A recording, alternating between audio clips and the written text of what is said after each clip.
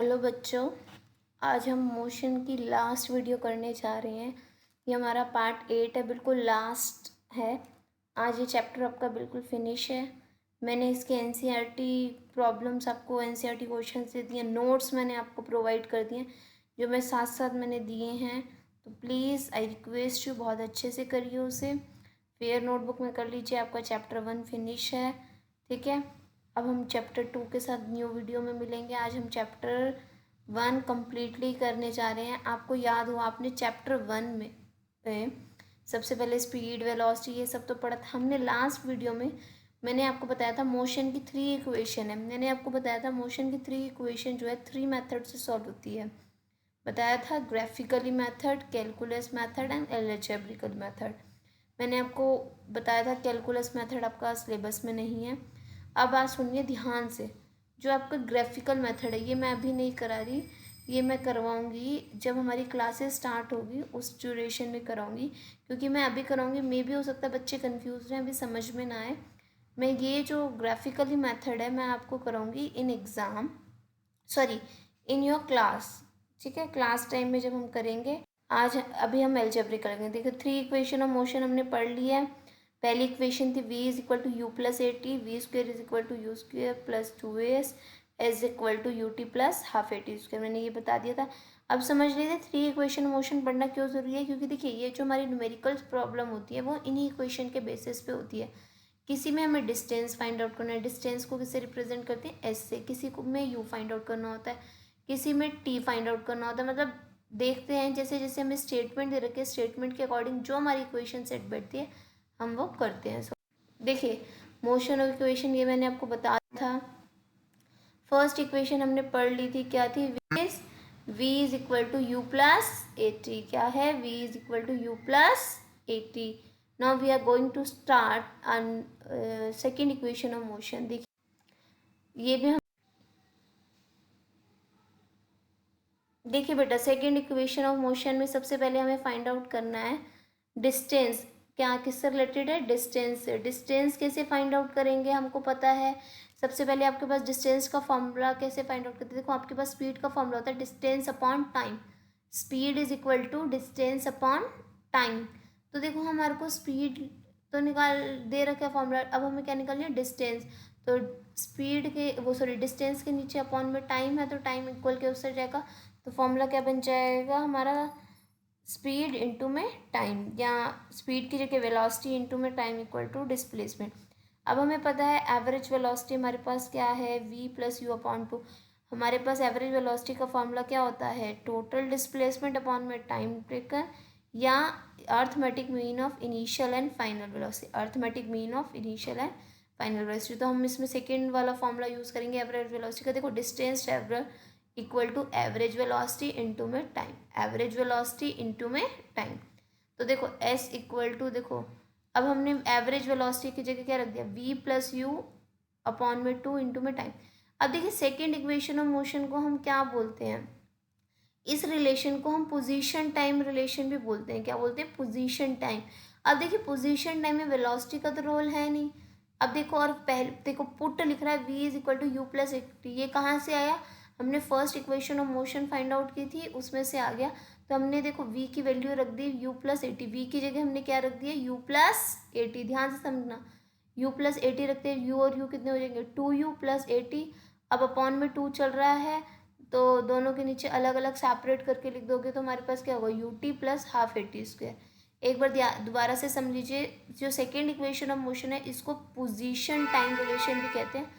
Position time relation क्यों कहते हैं, देखो पोजीशन का मतलब होता है डिस्टेंस के रिस्पेक्ट में, टाइम क्या हो गया, टी। हमारे पास एवरेज वेलोसिटी कितना है, v plus U upon to.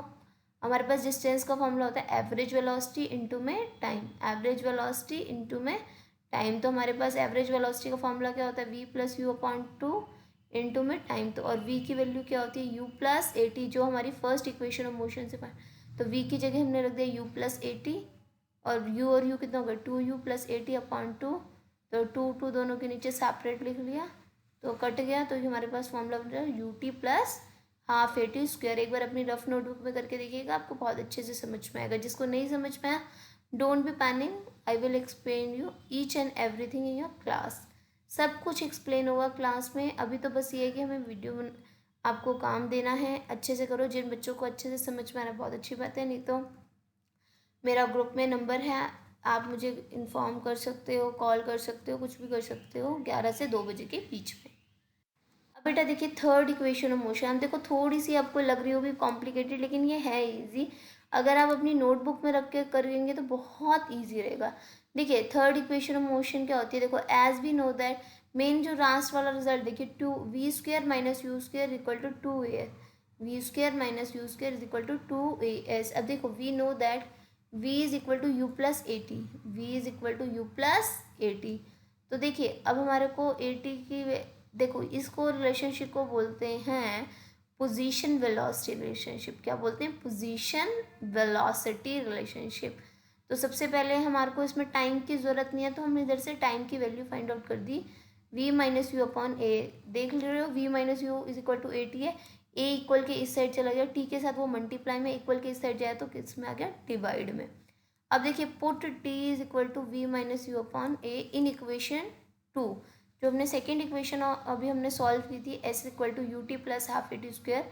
इधर हम टी की जगह क्या पुट कर देंगे? v minus you. ध्यान से समझना, टी की जगह क्या पुट कर रहे हैं, क्योंकि इसमें हमें टी की ज़रूरत नहीं है, ये रिलेशनशिप होता है पोजीशन वेलोसिटी, इसमें टी की ज़रूरत नहीं है।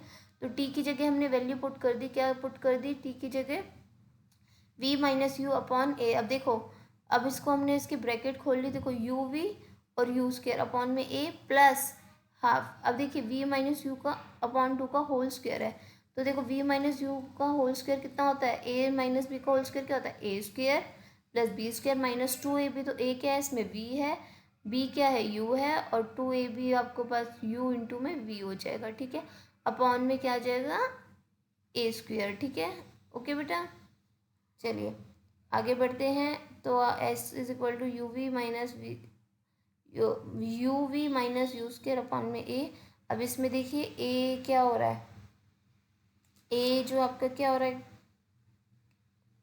कट रहा है, कॉमन है, एलसीएम ले सकते हैं इनको, क्या कहते हैं, एक फॉर्मूले में देखिए सॉल्व करके एलसीएम लेके सॉल्व कर लीजिएगा। तो देखिए आपके पास लास्ट रिजल्ट ये बनता है V square minus U square upon में 2a, वो क्रॉस मल्टीप्लाई करोगे 2as is equal to V square minus U square. एक बार दोबारा से समझिए, we know that v is equal to U plus A T. अब देखो ये बस मैं ये बता रही हूँ, ये पोजीशन, ये कौन सा है? पोजीशन वेलोसिटी रिलेशनशिप है, तो इसमें टाइम की वैल्यू नहीं होगी। देखिए फर्स्ट इक्वेशन ऑफ मोशन जो थी वो हम सेकेंड में पुट कर रहे हैं, सेकेंड वाली जो इक्वेशन की वैल्यू है वो किस में पुट कर रहे हैं? सेकेंड वाली इक्वेशन में हम किसकी वैल्यू पुट कर रहे हैं? टी की वैल्यू। फर्स्ट इक्वेशन को घूम फिर के हम इक्वेशन की वैल्यू इज ही पुट कर रहे हैं, तो हमारे पास T is equal to V minus U upon A आया। इन इक्वेशन 2 में हमने इसको पुट कर दी, इसकी क्या कहते हैं एलसीएम लिया, आइडेंटिटीज लगाई, तो हमें क्या मिल गई? Third equation of motion.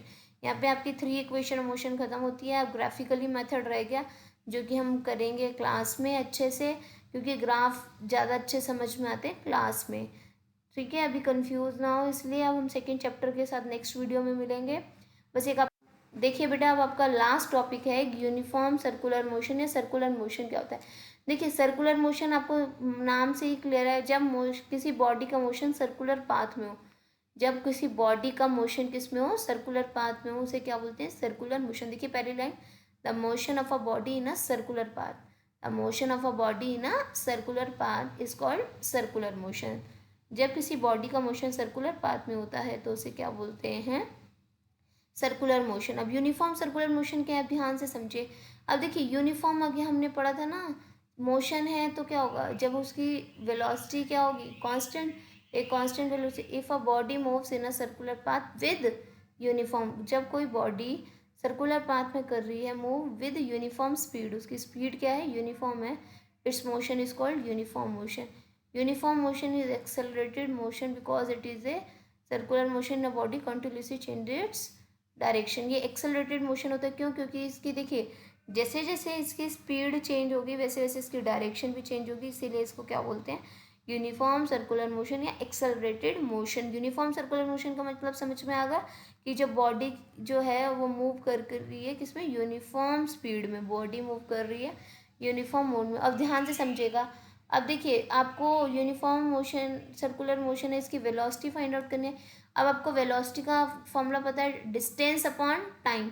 अब देखिए सर्कुलर मोशन में डिस्टेंस का मतलब क्या होता है, देखो बाउंड्री जो कवर कर रहे हो सर्कल में, और जो सर्कल की बाउंड्री से आपको क्लियर हो रहा होगा, जो हम उसका आउटर पाथ हो गया। अब देखिए आउटर पाथ में इसका पेरीमीटर तो हम बोलते नहीं है, इसको क्या बोलते हैं, सरकमफ्रेंस।